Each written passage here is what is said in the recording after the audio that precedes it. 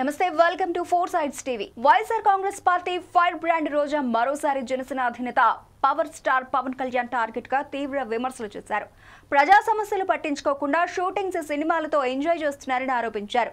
Harihara Veeramallu OG movie promotions tickets rates పెంచుకోవడంపైనే Pawan focus పెట్టారని తీవ్ర స్థాయిలో విమర్శించారు. ఒక్క మాటలో చెప్పాలంటే పవన్ పాలిటిక్స్ కు సెట్ కారని తేల్చి చెప్పారు. అసలు డిప్యూటీ సీఎం పదవి ఇచ్చిన ప్రజలను పట్టించుకోవడం లేదని రోజా మండిపడ్డారు.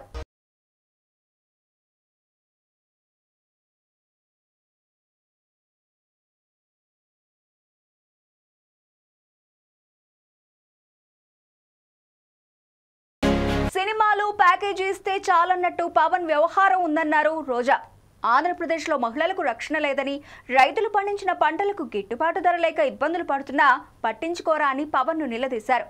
అసలు పాలన చేతగాని పవన్కు ఉప ముఖ్యమంత్రి పదవి ఎందుకని నిలదీశారు. యూరియా కోసం రైతులు ఇబ్బందులు పడుతున్నా అవేమీ పట్టవన్నట్టు జనసేనాని వ్యవహరిస్తున్నారని, ఆయన ఎందుకు సీఎం చంద్రబాబును నిలదీసి అడగడం లేదని ప్రశ్నించారు. ఎన్నికల్లో ప్రశ్నించడానికే వచ్చానని గొప్పలు చెప్పుకునే సేనానికి ఇప్పుడు నోరు మూగపోయిందని తెలిపారు రోజా.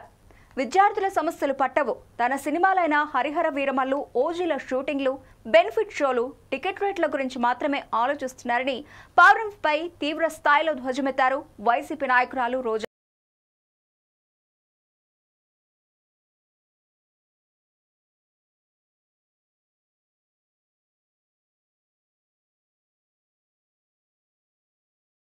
ఇక పవన్ కేవలం సినిమా షూటింగ్లు చేసుకునేందుకే రాజకీయాల్లోకి వచ్చారా అని ప్రశ్నించారు.